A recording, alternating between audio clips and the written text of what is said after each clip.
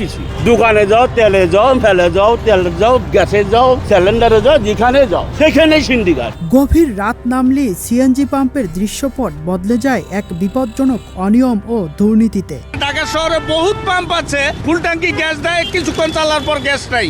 কারণটা কি? গ্যাস দেয় নাকি হাওয়া দেয়? সম্পূর্ণ বাতাস ঢুকে, প্রেসারে বাতাস ঢুকে দেয়। রাজধানীর জনপথ মোড়ে অবস্থিত এমআর সিএনজি ফিলিং স্টেশন। রাতের আধারে একের পর এক কাভার ভ্যানে মারাত্মক ঝুঁকি নিয়ে অনুমোদনহীন বড় সিলিন্ডারে দেওয়া হচ্ছে উচ্চচাপের সিএনজি গ্যাস। বর্তমানে কষ্ট আছে, এই দুঃখ কার কাছে কব? কারো কাছে প্রকাশ করার মতন জায়গা আমার নাই। কার কাছে কব? কেউ দিব? আমার ভেতরের কষ্ট আমি নিজেই গোপন করে রাখি। সিলিন্ডারে যাও, যেখানে যাও সেখানেই সিন্ডিকেট। ঘটনার সত্যতা যাচাইয়ে বৈশাখী টেলিভিশনের টিম সরাসরি পৌঁছে যায় অনিয়মের কেন্দ্রবিন্দু এমআর সিএনজি ফিলিং স্টেশনে। ক্যামেরায় হাতে নাতে ধরা পড়ে বিপজ্জনকভাবে সিলিন্ডার গ্যাস ভরার দৃশ্য। যখন পাম্পের নজেলম্যানকে অনুমোদনহীন সিলিন্ডার গ্যাস দেওয়ার কারণ জিজ্ঞাসা করা হয়, তখন বেরিয়ে আসে মূল থলের বিড়াল। যেটাই হোক, আপনার তো এভাবে তো গ্যাস দেওয়ার কোনো নিয়ম নাই। এটা পুরা গ্রেনেডের মতন অবস্থা। রাস্তায় যখন যায় এটা তো বোঝেন নাকি? তাহলে এভাবে কেন গ্যাস নিচ্ছেন আপনার? আপনি যাবেন কোথায়? চলে যাবেন। আপনি কি গাড়ি ড্রাইভার? আর আপনি কি এখানকার ম্যানেজার আছে?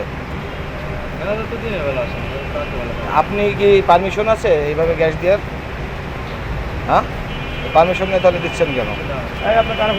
আপনাদের এখানে রাত বিরাতে ট্রাকে করে সিলিন্ডারের গ্যাস সরবরাহ করা হয়, সেটা ঝুঁকিপূর্ণ। এটা আসলে এই অভিযোগের বিষয়টা কতটা সত্য? এটা আমি জানি না সঠিকটা, এটা এরকম দেখি নাই। আপনি তো দেখেন, আজকে রাত্রে দেখেন, আপনারা খোঁজ খবর নিয়ে দেখেন হয় কিনা।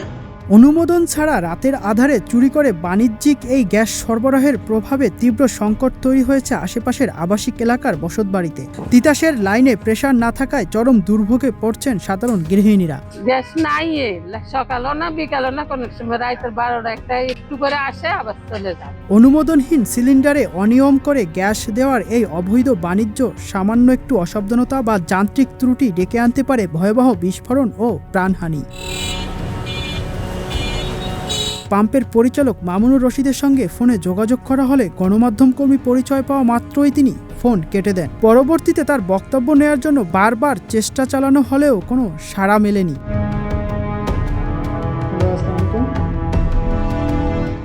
এই বিপজ্জনক বাণিজ্য ও আইন লঙ্ঘনের বিষয়ে তিতাস গ্যাস কর্তৃপক্ষের কাছে জানতে চাইলে দায়সারা বক্তব্য দিয়ে এড়িয়ে যাওয়ার চেষ্টা। আমাদের এখানে হয় কি, আমরা তো বিকেলে চলে যাই ডিউটি করার পরে, রাত্রে এটা তো আমাদের পক্ষে জানা কঠিন। তবে আপনারা যদি ছবি টবি দেন সেক্ষেত্রে আমরা আপনাদেরকে করতে পারছি। রাত্রিতে তো আমাদের লোকজন ডিউটি করে না, তবে এটা নিয়মের মধ্যে পড়ে না। সিলিন্ডারে গ্যাস দেওয়ার কোনো সুযোগ নেই। এবং আমরা যেটা করতেছি সেটা হলো যে গ্রাহককে চিঠি দিয়ে অ্যানাউন্স করছি এবং আমরা ঊর্ধ্বতন কর্তৃপক্ষের সাথে কথা বলে তাদেরকে চিঠি দিচ্ছি। আর সরজমিনে পাইলে আমরা ব্যবস্থা নেই। ফিলিং স্টেশনের এই অসাধু বাণিজ্য কতদিন চলবে সেটাই এখন বড় প্রশ্ন।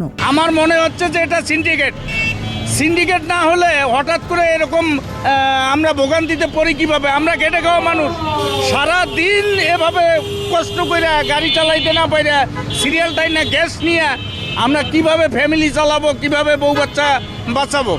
আমরা চরম কষ্টে আছি। তাই মাননীয় প্রধানমন্ত্রীর কাছে আমার আকুল আবেদন, আপনি দৃষ্টি আকর্ষণ করেন আমাদের উপর। আমরা খেটে খাওয়া মানুষ, আমরা প্রায় মরার পথে পড়ছি, আমাদের উপরে দয়া করেন। শিমুল হাওলাদার, বৈশাখী সংবাদ।